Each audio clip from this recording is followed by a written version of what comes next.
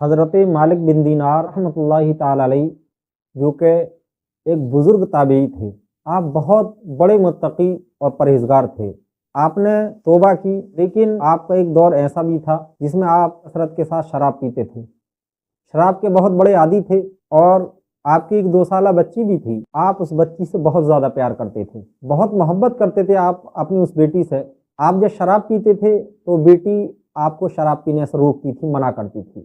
حضرت مالک بن دینار رحمۃ اللہ تعالی علیہ نے ایک دن خواب دیکھا، اور وہ خواب آپ کی توبہ کا سبب بن گیا، آپ کی توبہ کا ایک ذریعہ بن گیا۔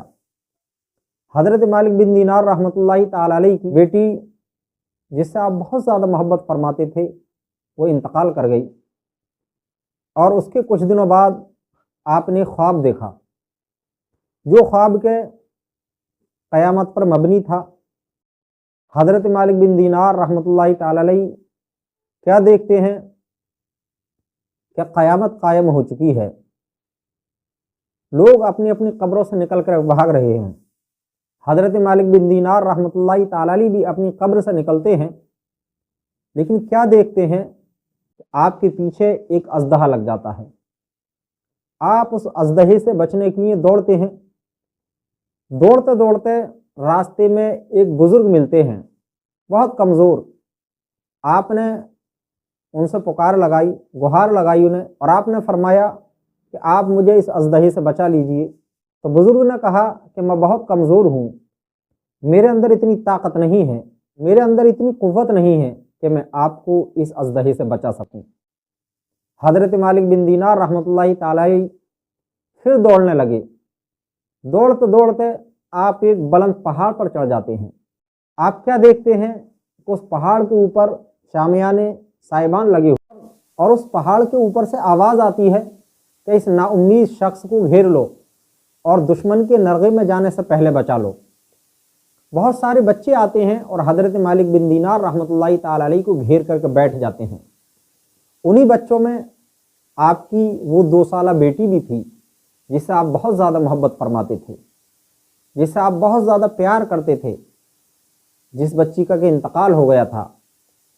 وہ بچی آتی ہے اور آنے کے بعد اس اژدہے کو مار کر کے بھگا دیتی ہے۔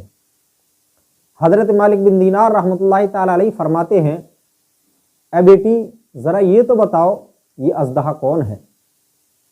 بیٹی فرماتی، ابا جان یہ آپ کے برے عمل ہیں، جو کہ اتنے سارے جمع ہو چکے ہیں کہ انہوں نے اژدہے کی شکل اختیار کر لی ہے۔ آپ نے فرمایا، بیٹی وہ بزرگ شخص کون تھا؟ بیٹی عرض کرتی ہے، ابا جان وہ آپ کے نیک اعمال تھے، جن کو آپ نے چھوڑ کر کے اتنا کمزور کر دیا ہے کہ وہ آپ کو برے اعمال سے بچانے کی بھی طاقت نہیں رکھتے ہیں، کہ وہ آپ کو عذاب سے بچانے کی بھی طاقت نہیں رکھتے ہیں، عذاب سے بچانے کی پاور بھی ان کے پاس نہیں ہے، عذاب سے بچانے کی قوت بھی آپ کے نیک اعمال کے پاس نہیں ہے۔